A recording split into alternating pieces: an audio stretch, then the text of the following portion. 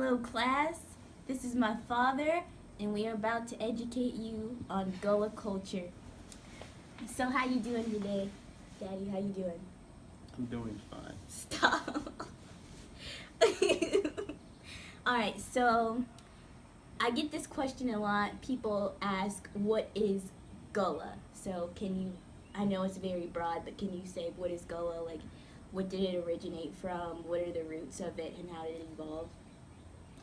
Um, you want me to speak in Gullah, speak in Geechee, or whatever you call Just it? I mean, basically, what Gullah, Geechee, and Gullah, where I'm from, what it speak up, Daddy. is it's basically a somewhat of a culture, and it's based. That culture is based off of the rice plantations on the coast of South Carolina, Georgia, and a small portion of North Carolina. And that culture um, basically consists of sea islands, and this is where a lot of the rice plantation and culture during the slavery time was. So a lot of sometimes people hear it in our language. Oh, well, I wouldn't say language, but our dialect. And that dialect is basically like it's almost similar to Jamaicans, people from the Bahamas, and and the other islands. So um, it's a different kind of culture. So So, talk a little bit about what was it like growing up, like in the Gullah? basically, we lived in extended family was a big thing. Family was a big thing, and we basically grew up in villages. And like say for instance, I grew up. I was born and raised, and these are old rice plantation. But I was raised in what was called Fraser Village, and then later on I moved to Ford Village. But those villages are based on extended family, and um, basically you have you can have 10, 15 houses in a particular village, or sometimes 20 some. But all of those people that are in that village are family. So I can walk over to another house and just go inside. I don't have to knock on the door. Go inside, get something out the refrigerator, get something to eat, walk out, and go to somebody else's house. So that's how it was growing up. Mm-hmm. So it was a little different. I didn't know any better until I actually left from home.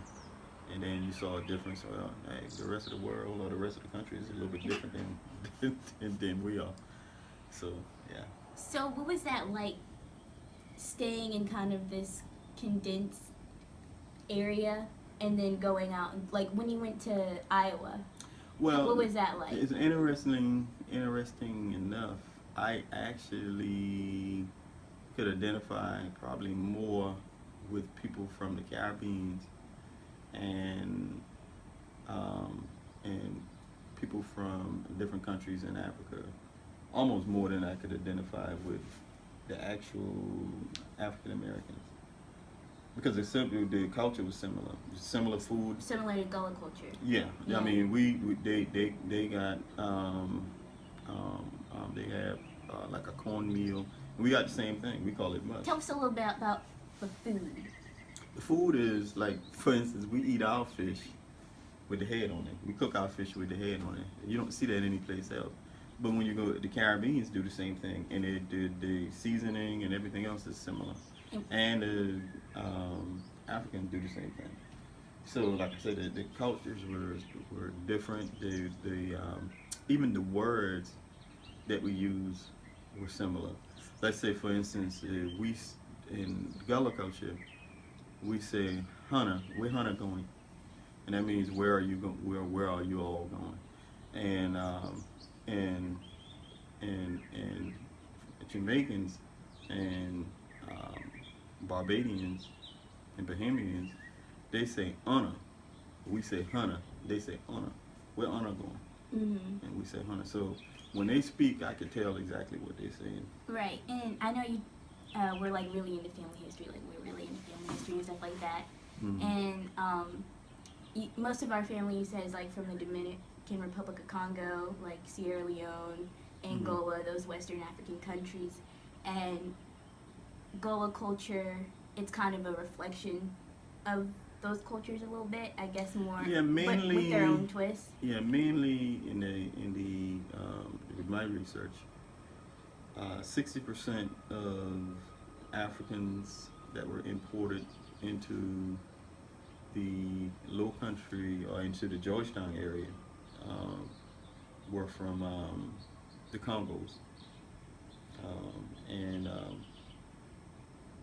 so you can even there's a clap. We use the clap. It's Like in church similar, and stuff like yeah, that? and we use it in church, singing out on the porch. And if you listen to a Jamaican beat, they have the same beat.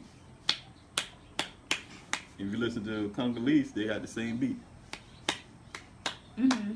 So it's that's where it came from.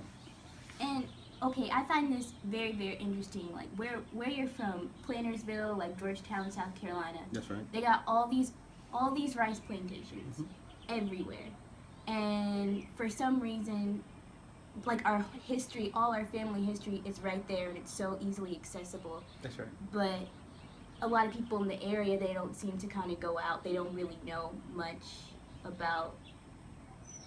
No, some of the older people know because some of them were born on those rice plantations. But for the most part, most people don't get that much into the younger kids. I mean, now they don't get into the rice plantations and that type of stuff. A lot of them don't even know that they exist there, and they're only like a mile away. That's crazy to me. Like, I don't know. That's insane. Well, like it just was something that I mean, it was never taught. I mean, all my time coming through grade school all the way up to high school, we didn't hear about rice plantations or was taught about it.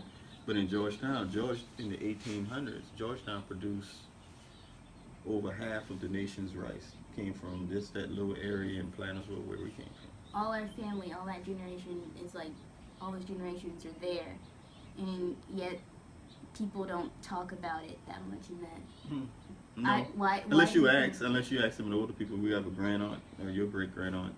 She's 98 years old, so she knows a lot about but she's one of the few that's left that really can tell you about well, I can too, but they can tell you about a lot of the history and the families and everything down there. All right, Daddy. So I think that was good. That was good. Thank you. And if you want to take a trip down to Gullah land, to Plantersville, give me a call. 706-691-8611.